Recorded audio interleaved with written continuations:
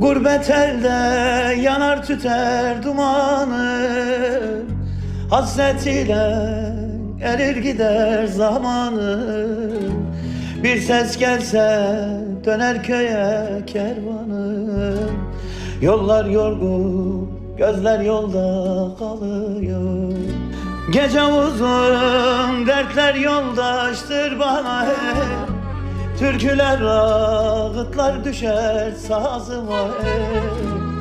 Yüreğimde umut, dilimde dua.